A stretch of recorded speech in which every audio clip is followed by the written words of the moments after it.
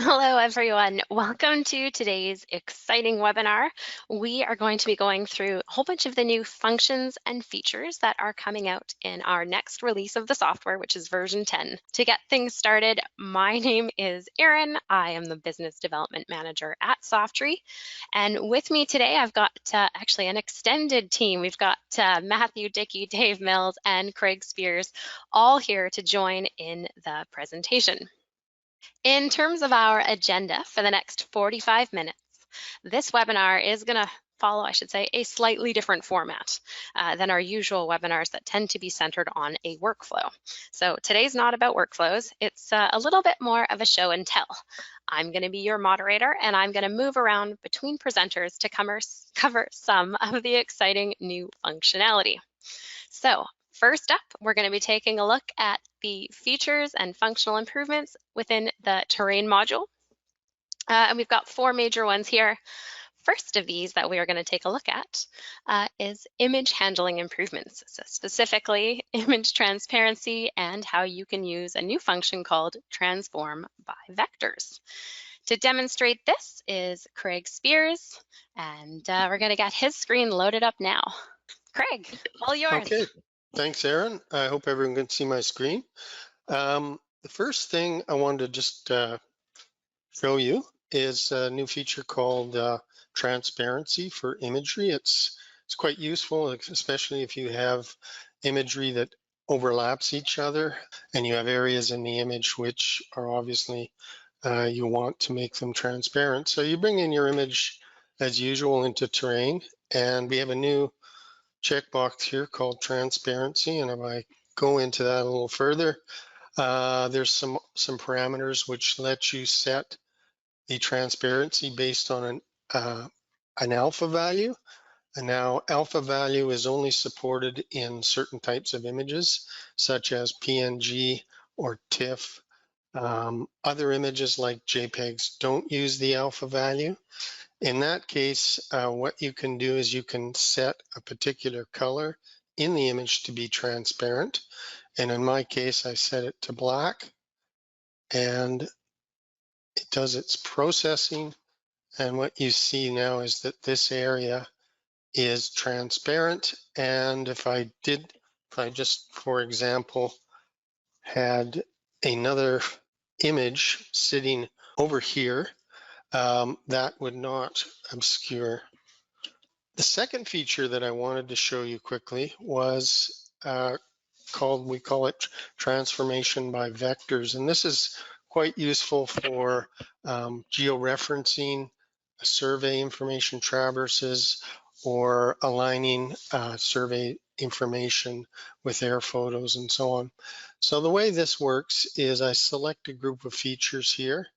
I've identified a couple of control points on my image. I select the features and I go into a function in here that's new called by move size rotate by vectors. And it's created a vector for me, and I'm just going to snap that on my start point, and then I'll bring it over here to find the matching point on the image. I'll zoom in a bit here. It's easy to get things off. My control point doesn't look perfect. Yeah, so there's one vector, and if I just pushed OK, it would just simply translate the data, but I actually want to translate it and rotate it and possibly scale it. So to do that, I add another vector to my second point on the image. Move in here, and there's my second point. Come back here and move this as well. And you can see in the dialog box that you can actually explicitly set coordinates if you choose to do that. And the other interesting thing here is I can disable scaling so that I will not actually distort a survey. I will just rotate it into position without changing its scale. So with that set, I just push the OK button, and there you go. My road is now sitting on the imagery as I set. So those are two features I wanted to just show you about. I think both of them are very useful. Thank you, Craig. Our next up, some changes that we've made in particular to the 3D window. We are breaking this one up into two pieces. The first is a couple functions are helping you to better visualize structures. So we're looking at 3D objects and facets. So with that, I'm going to change the presenter and pass it over to Matt. All right, so we'll start with the facet stuff.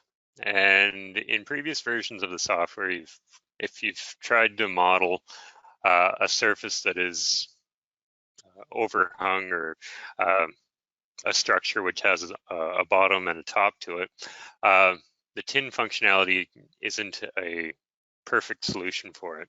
And same can be said if you have something that you want a surface in the same file that's independent of your tin surface. So in this really basic example, and I will switch over to something with a little bit more going on here shortly, we have our tin, we have our two 3D objects, so made up of several features. And if I want to make these rendered in the 3D, I'm just going to select what I'm working with. Actually, we'll start with just part of them. So if I want to make that a 3D facet, I'm going to turn the 3D facet property on. And we can do the same over here, 3D facet, and let's do the same over there. And of course, if we want everything turned on, we'll just come in here and turn that on.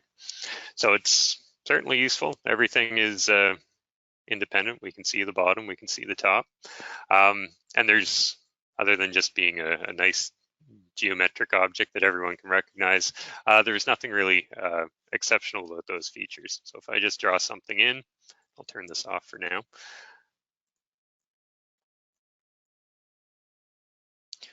Modify, close, and if I make that a 3D facet, there we are. So by itself, it's kind of neat, cool, but rather than just drawing simple geometric shapes, it does have more applications. So for that, I'm going to switch examples. I'm going to jump over to one where I've taken the time, I've drawn a shape that's actually useful to illustrate something, and I've saved it as its own terrain file. But then if I piggyback that 3D facet functionality on the move by vector functionality that Craig had mentioned, we can use it to do some neat stuff, especially around moving structures. So I'm just going to zoom out here. We can see that I've got a road example with a crossing. And I'm going to take this, I'm going to select it, move by vectors. Let's take this and we'll move it over here. And I'm going to change one of my settings so I can snap to one of the backgrounds in this file. I'm snapping to my road background. I'll come in here and I'll move that point to that location. And just like what Craig did, I want to rotate and transform it all in one go. So I'm going to add another vector.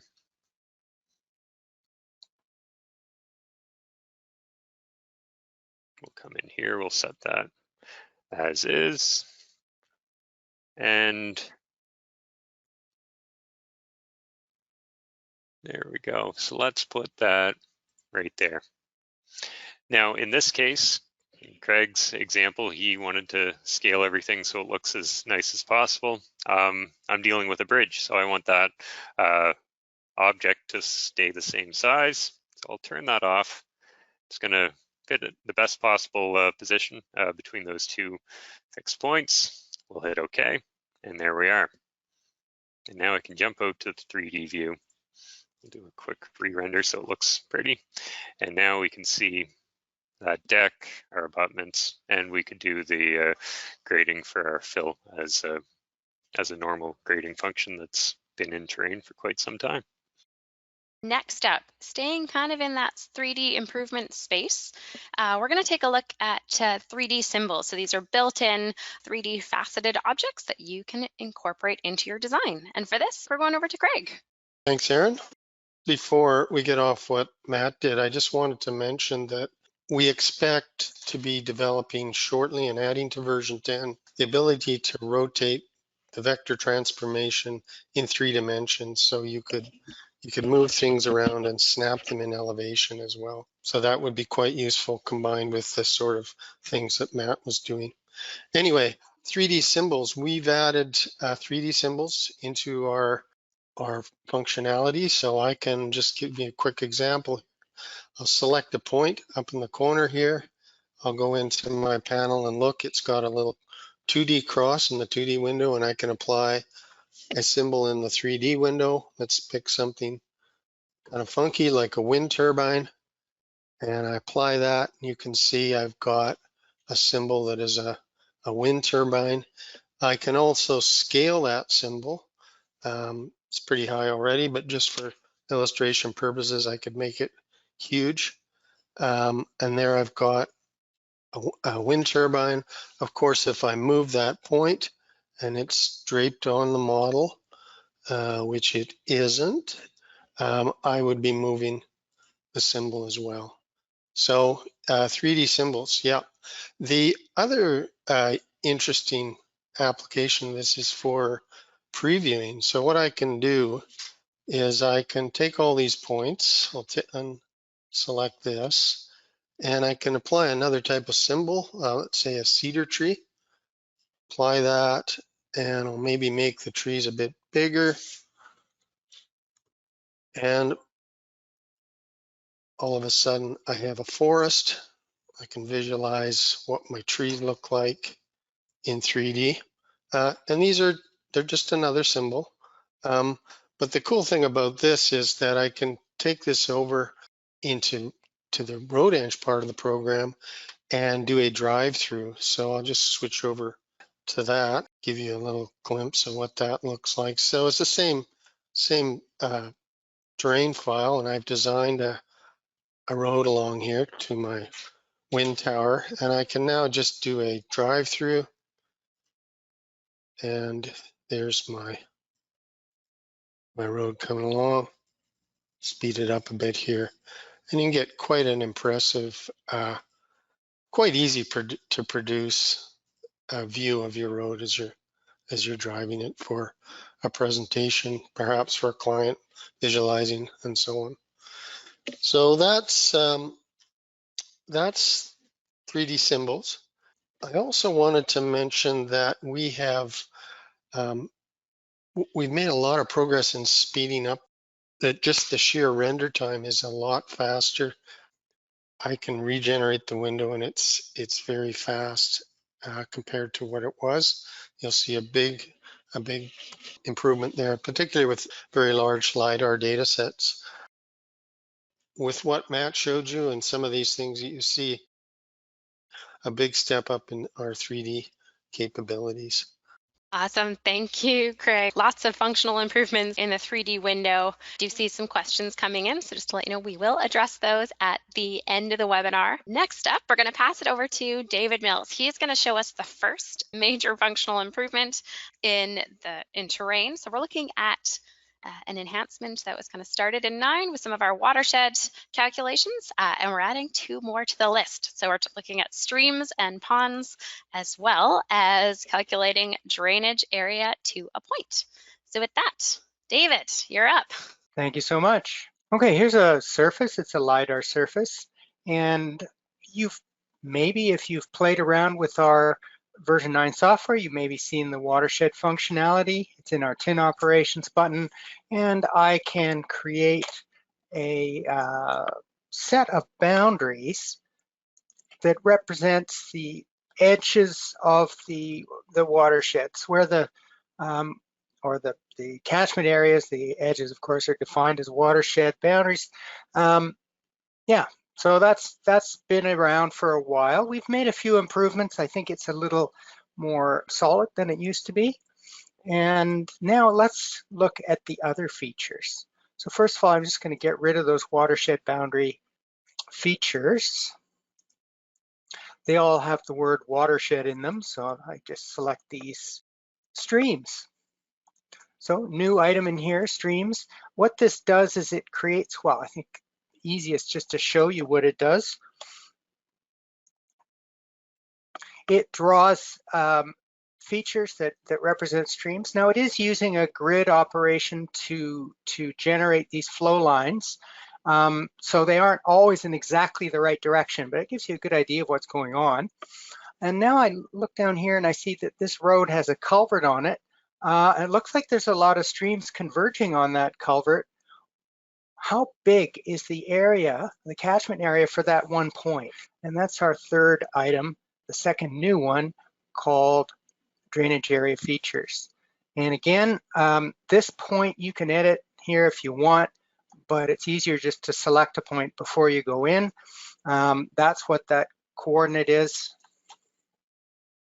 And there it is. There's my drainage area, and you can see it's about 2.6 hectares.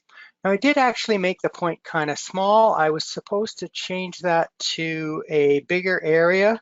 So there's a 10-meter drain radius that just picks up a little bit more from the nearby cells.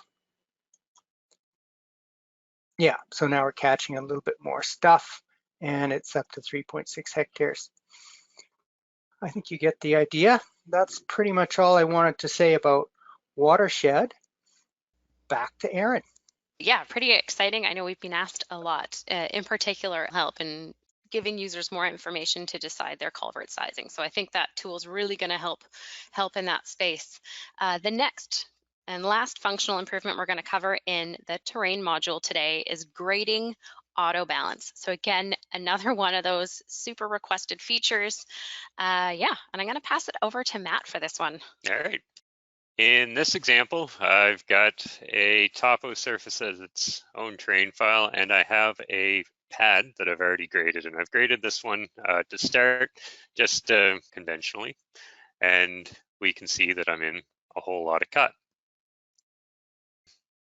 Now it's relatively benign ground. There's no reason why I shouldn't try to make this as cheap as possible. So let's use the software to automatically adjust the elevation of that pad to balance my cuts and fills. So I'm just gonna exit out of my 3D view here. I've got that feature selected. I'll go over to terrain modeling where a grading function lives. And most of the UI for the grading functionality is the same as it is in previous versions, but the big change is down here at the bottom with auto balance. So as is, and just to start, I'll leave the volume required as 0, and I will ignore any expansion compaction factors. So I'll hit OK. And this is just going to give me a little warning. And it's going to iteratively run through and narrow in on the solution that actually balances my cuts and fills for me.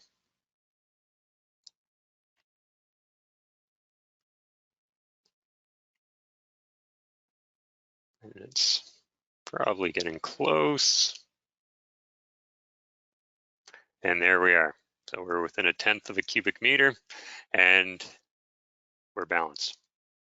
I can come back out to that 3D view and just to see what we're doing, that makes sense. With this, if I wanted to design a borrow site and I knew I needed 500 cubic meters of surplus material, or maybe design a pad but have 500 cubic meters for something else, maybe a road approach, for example, we can account for that. And I can also account for a fill factor. So if I want to account for a fill factor of 20%, I'll apply that there. And it's going to go through the same ordeal, but it's going to take into account those different requirements that I've added in there as well.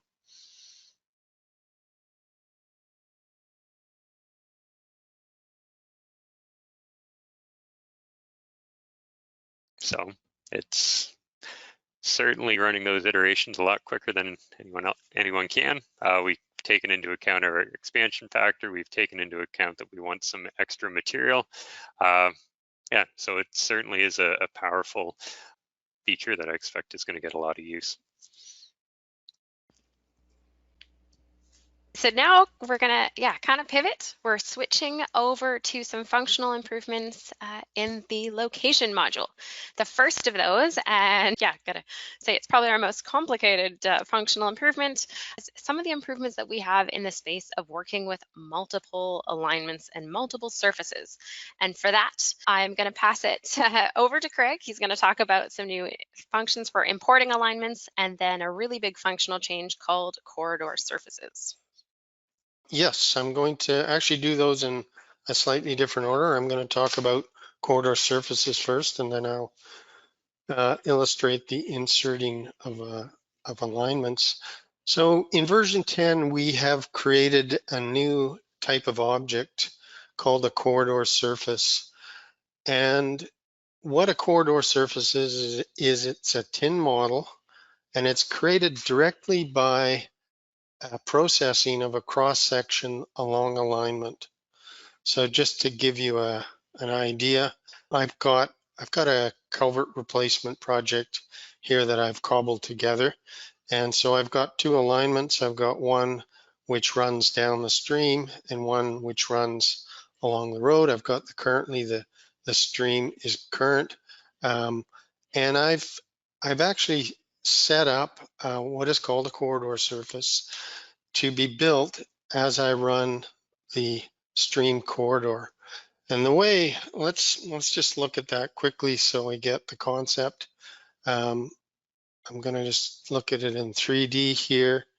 You see our existing road coming down here, and I'm going to add into this 3D view, I'm going to add a surface that was built from the stream horizontal alignment, and it's the subgrade surface. So I've told the software I want the subgrade to be modeled as a surface, and let's just have a look at it. I'll just quickly render that. So there is the excavation portion of the stream alignment. There are other surfaces that I've created. For example, I'll just go into the 3D view. Well, back to my section window, you see I've got a pipe that's also in the stream alignment, and there's the pipe. I've only assigned the pipe to a certain station range in the stream alignment, whereas the excavation continues on. So I can also create surfaces for the top and bottom of the pipe, which I've done. I'll just quickly turn those on. And you have a quick peek at them. So we've got surfaces that are being built automatically as you move or change the alignment. And the way that that's done is through the corridor menu. If you go into options here, you'll see, first of all, there's a checkbox that says dynamic surface calculation. If you had a huge alignment, say a 20-kilometer road or pipeline or something, you might not want to do this because it'll take extra time. But for small projects like culvert replacements, it's very fast to create the surface, and I would recommend turning that on. So the actual surfaces are defined in here, terrain surfaces, terrains/surfaces, and I'll just go through the process of adding one. If you click add, it's going to ask if you want a corridor surface or a terrain file or a subsurface. For corridor surfaces, what it'll then ask you for is what layer do you want to model from your cross section to build the surface. And then finally, and another really important thing is to be able to take this surface and build it into what we call a merged surface. So I've told the software that after I've excavated this channel and put the pipe in, I want to create a merged surface and merge it into the topo surface. So what that means is if I switch over to my road alignment, which comes after the stream alignment in the processing order. So the stream has been processed and the merged surface has been added into the topo surface automatically, dynamically. And now my road is working with that merged surface. So it's filling in the excavation that was done in the stream corridor. You're probably confused about all this. It can be confusing. It's kind of a behind the scenes enhancement. Is quite powerful. Can be used for a lot of things, but it won't get in your way of just really simple basic road design. Let me just go back to the 3D window and I'll turn on the road surface as well. Final road merge surface. Let's display that so you can see what's going on. There you can see that the excavation from the stream has happened, then the pipe went in, and then finally the road surface got placed over top of that. And of course we had to fill in the culvert area. Yeah, so it's like a construction sequence. You can tell the software to do a construction and then build it into the merged surface. So that's one thing. Now circle back to Aaron's introduction, which talked about inserting alignments. This is a really new enhancement. In fact, I just got it this morning. So what I've got here is I've got a single alignment which I've created, short bit of road, and the new functionality is to be able to insert other design files. So I've got my main road over here and I've got my spur road. I'm going to just go ahead and bring this in. It gives me some warnings, which if you read carefully, it's missing some point codes and some templates, and it's adding them. So I'm just going to go ahead with the default, and I'm going to recalculate the alignments. And there you can see I've brought in my new design, which was done in a completely separate file. And again, I can incorporate the concept of merged surface with that. So to illustrate that, I would once again go to the corridor options. I'd create a merged surface for the new alignment that I brought in. It's corridor surface. It's a spur, and I'm going to say, let's create a merged surface give it a color for the final finished surface. I could have chosen just subgrade, whatever, or any one of the surfacing layers. By the way, you can have multiple surfaces for the same alignment. Just going to go ahead and do that. And I'm going to recalculate everything. It's pretty quick, I think. And there you can see there's my spur road. Now it's actually building itself in to the main alignment, and it sort of ties up pretty well, but it's using the fill slopes of the main alignment as its topo surface. So that's pretty much all I wanted to say on corridor surface. I'm sure there'll be more webinars detailing all the oh, one last thing. You can obviously reference corridor surfaces in other windows. So I can look at here, I'm looking at my spur road, and this surface here is my other alignment surface. We're just looking at it on a funny cross section, and that's why it looks so wide. So you can do the same in profile, so you can cut profiles through other surfaces. Thank you. And I am going to reiterate that one point you made, Craig. That probably was our most complicated new functional improvement. It will be both the subject of a full length on its own webinar in the new year, as well as some tutorials and support materials for it. Next up, we're going to be going back to David to go through some of our drafting improvements in the software. And there's a whole bunch of them, including multi-attribute shading, very much requested export from multiplot in a single file to a DWG file, some sub-window enhancements, and section window banding. So with that, David, it's coming your way. Thank you, Aaron. Okay, which one of these? We want this one. So we put some plan shading operations here, and this one comes up by default, and it's kind of fun. This has been in version 9 for a while now. Basically, it shows you the cut and fill as you go across the cross section. So if we kind of zoom in here, you can see as I move across the cross section here, there's where I hit the cut. It's all in blue. And if I move across the other side, you can see it's, oh, other way. That's the blue is fill and the cut is red. Okay, those are some shading options. Let's look at what else is in there. Now we had attributes available before, but you could only choose one. The new feature here is that now you can add as many attributes as you want. I've got 2 of them in here, and each one of those attributes can have a different offset from centerline. The other thing that I think is important to note with all of these features, they have always been included in your screen layout. So it takes a while to set up those attributes, especially all the colors and so on.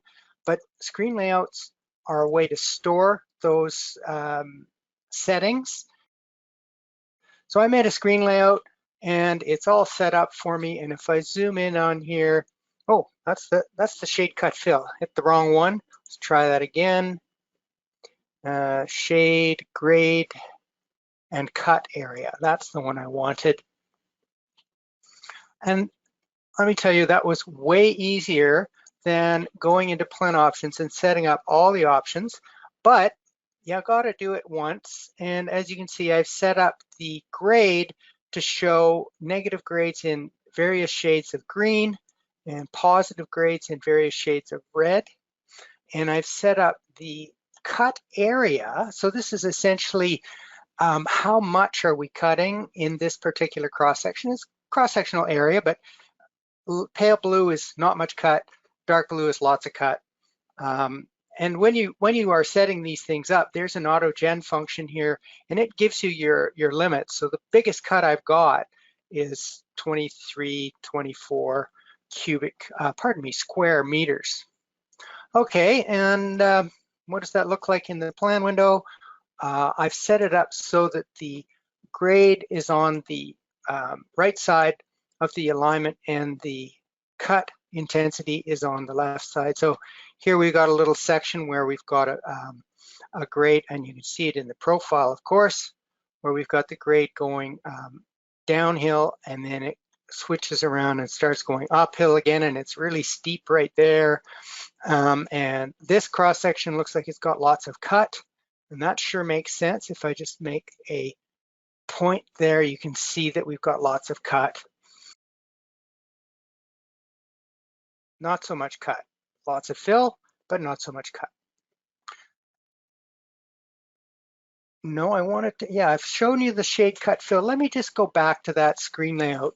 So this was a lot of fun for me to generate, because a lot of customers have asked us for this feature, and I just wanted to point it out. It's not really new. It's been around for a while, but it is possible to shade on the left-hand side, in this case, the fill area, a different color from the cut area. And you can do that by setting up a point code in the template.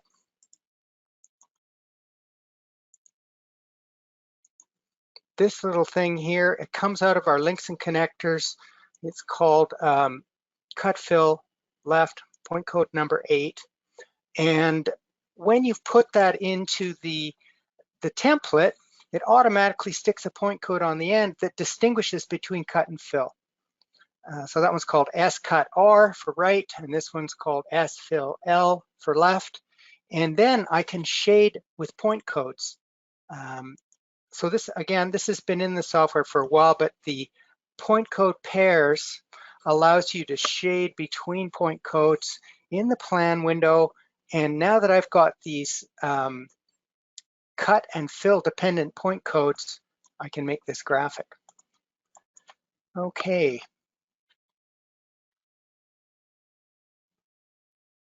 Now let's go on to the next feature,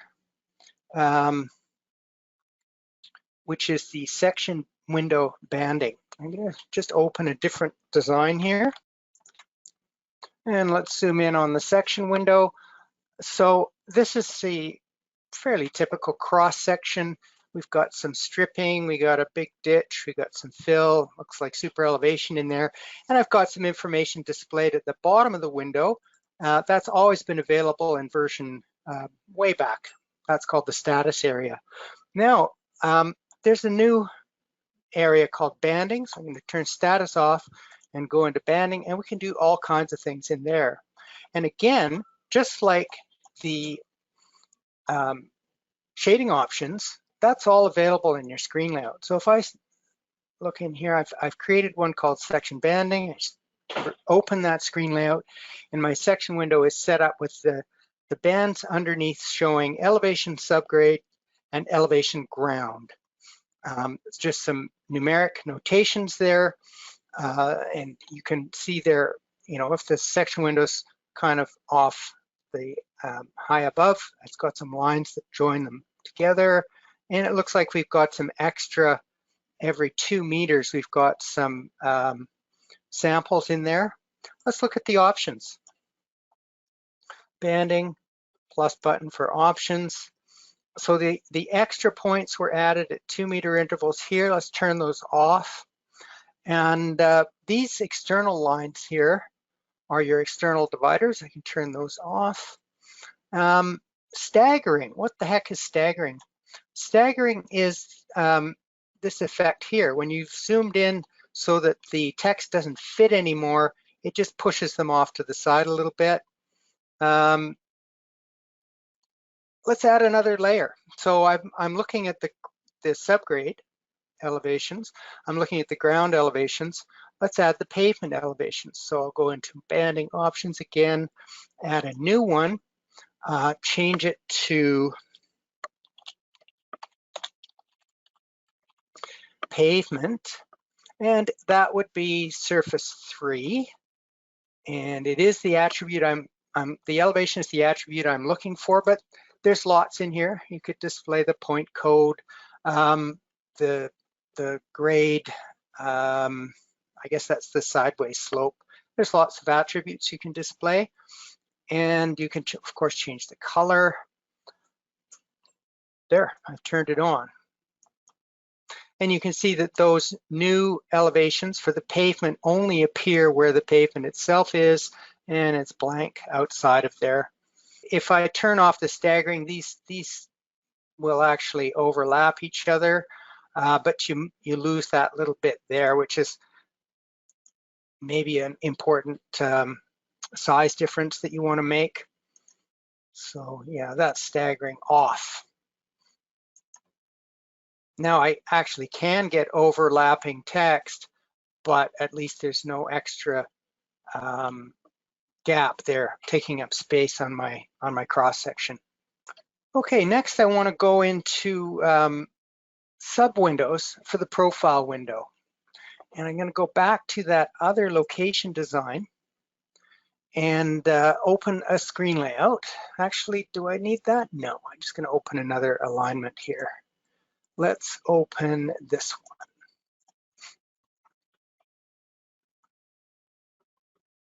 Right, so here's my profile window, and as I size it, this thing moves up and down,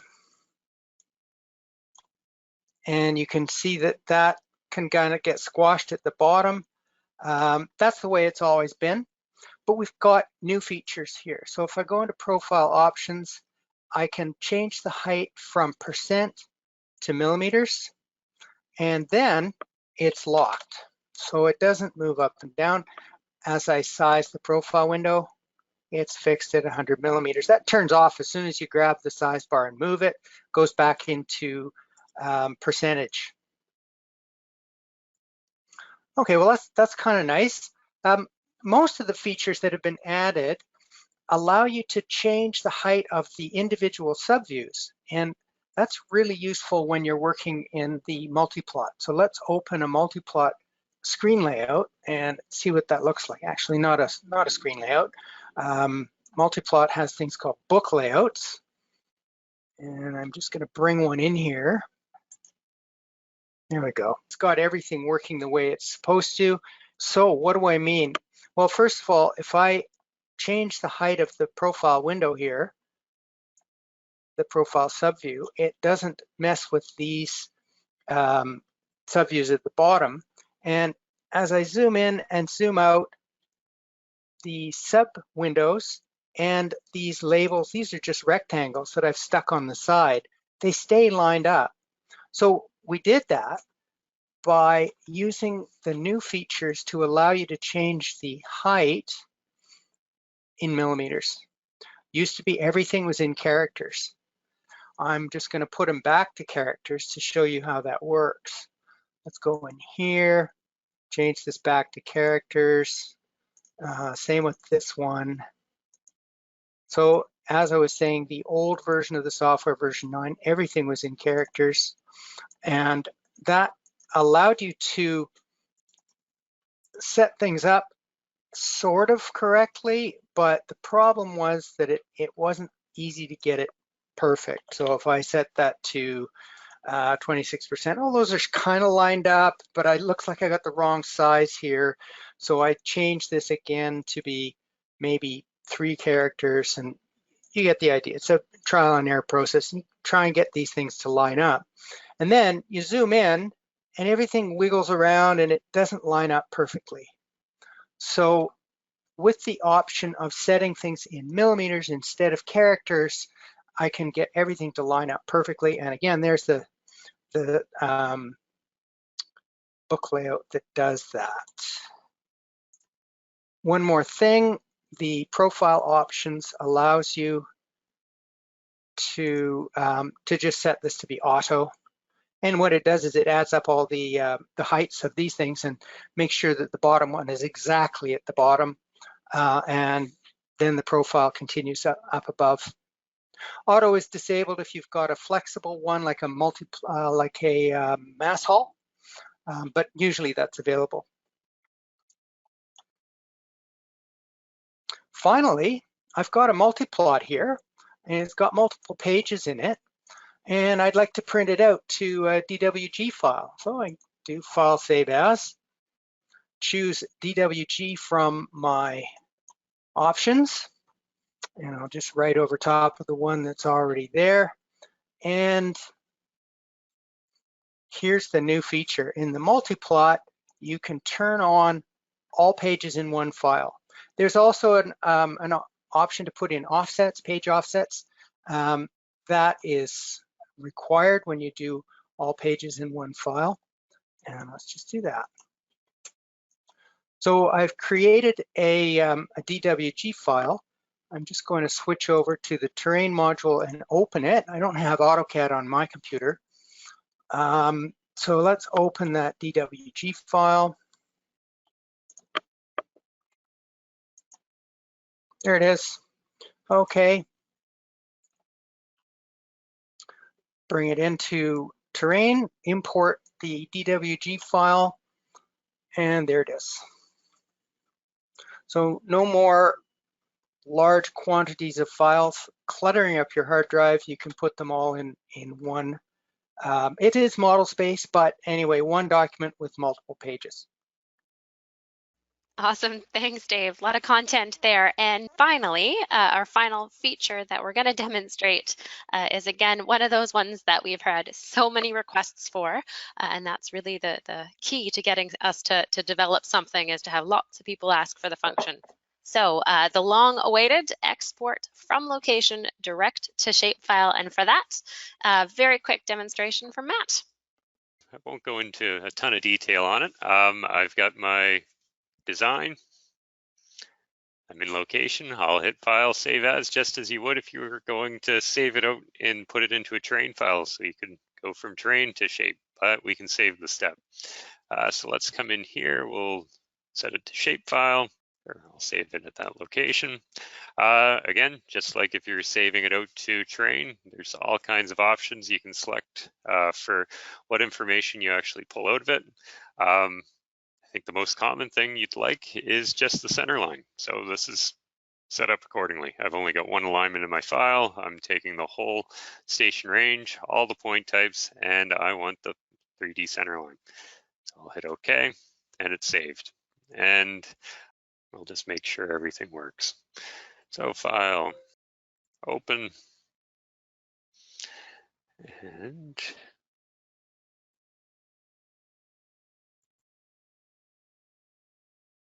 change that to shapefile.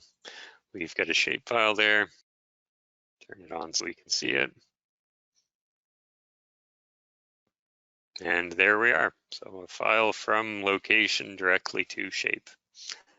Just a quick list of some other stuff. So we've only covered, I'm going to say, some of our larger functional improvements. There's a lot more, and I'll be kind of honest, we're still adding some new features. They're kind of work in progress that we should have included as well with version 10. So those are up here on your screen. For those of you watching this video off of YouTube in the future, this is where we're going to end it for you. If you have questions, type them in the comment section below. Feel free to, leave us a note. Love to get those types of feedback. For you here in the webinar, we are going to, answer as many questions as we can, hang out a little bit longer. Thanks for going overtime with us.